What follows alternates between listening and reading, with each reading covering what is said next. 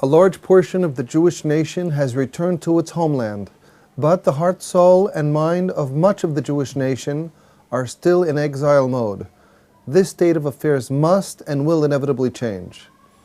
This is Torah Nation TV from Jerusalem, and we are speaking with the head of Machon Shilo, Rabbi David Bar-Hayim. Shalom, Rabbi Bar-Hayim. Shalom. Some have responded to the fact that the Beth Din of Machon Shilo publicized that it is permissible for all Jews to eat Kitniyot on Passover by asking the following: how can the rabbi take it upon himself to declare something permissible when great rabbis from previous generations, such as the Vilna Gaon, did not do so? Can the rabbi please address this question? It's interesting that some would mention the Vilna Gaon in this connection, because I would mention first of all, in passing, that my entire halachic derech, my methodology and my way of thinking when it comes to the study of Torah, and particularly halakha, is to a very large degree based on the Gra, on the Gaon of Vilna, and his instruction, his own methodology, the way that we see he learned and studied and decided issues based on all the works that we have of the Gra, the Gaon of Vilna, before us. And I was very significantly influenced by the Gra in my formative years, as I am to this day.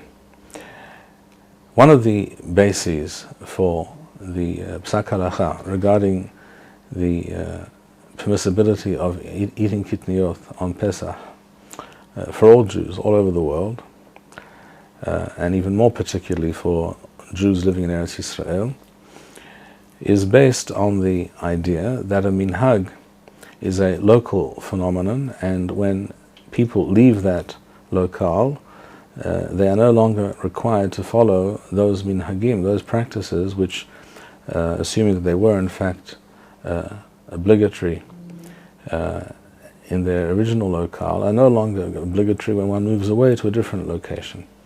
This is not a new concept. It's mentioned in the Mishnah, in Masechet Pesachim, in the Talmud, in Pesachim, in Holin, and in many places. And specifically, we find this idea mentioned by the Gra himself, by the Gaon of Vilna. I have before me here a book, not very well known, I might add. I'll show you the book. It's called Tosefet Ma'aseh Rav. It was printed in Yerushalayim in the year Tau Resh Nun Waw.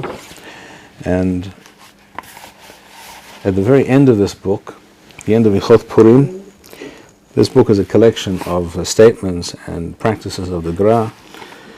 It says at the very end, Shamati mi'arav Yaakov Kahana. This is being written by one of the Gra's students, that he heard from another student, a very famous student of the Gra called Rav Yaakov Kahana, Sheshama Hadavarim Kazo Yotzeim Mipi Admur HaChasid.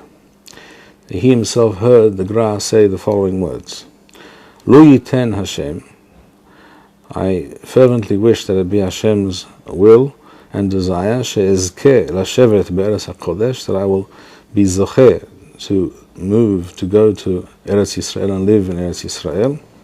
And we all know that the Gra did in fact leave Vilna on his way, began to journey towards Eretz Yisrael, but for reasons that are unknown to this day, turned back. Uchedai huli she'pater lechol ha'pachot miminhagei polish. Right where I am pointing, and those words mean that this person, this Talmid of the Gra, heard the Gaon of Vilna say that if I am zocheh to go to Eretz Yisrael, one of the advantages, one of the many advantages, of course, when moving to Eretz Yisrael, there are many advantages and many reasons to be happy and to feel that this is a very serious upgrade, so to speak, in one's Jewish existence. But one advantage will be, says the Gra about himself, that I will no longer be obligated to follow the minhagim. He says minhagei Polish. Apparently this means Polish practices, Polish minhagim. This is probably a reference to many Ashkenazi practices and minhagim. I've asked many people over the years what they understand this term minhag Polish to mean, and no one has been able to elucidate it any better than I just have now.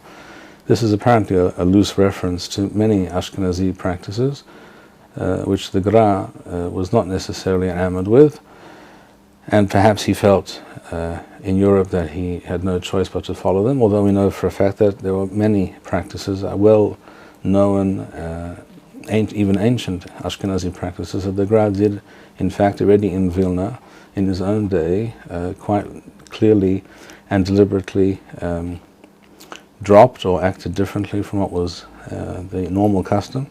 At any rate, here the Gra is saying, if I am zocheh to move to Eretz Yisrael, I will be able to free myself, as it were, from any obligation to follow these kinds of practices that we have here in this part of the world.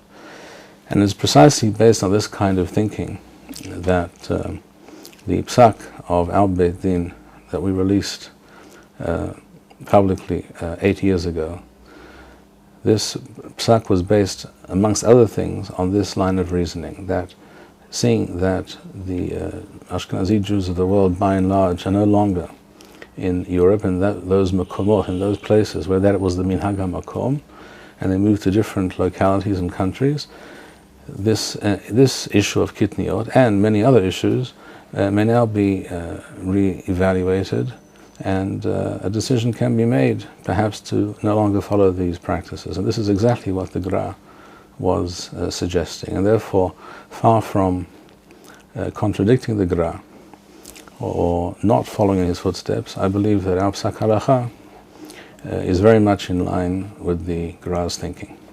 Thank you, Rabbi Bar-Hayim. We would like to encourage our viewers to share these videos with friends and send in your responses. We would also like to suggest the following opportunity to our viewers. If you identify with Rabbi Bar-Hayim's message and would like to sponsor or dedicate a video interview with the Rabbi in honor or memory of a loved one, if you would like to obtain Birkon Nusach Eretz Yisrael, or invite the Rabbi for a speaking engagement, please email us at office@machonshilo.org.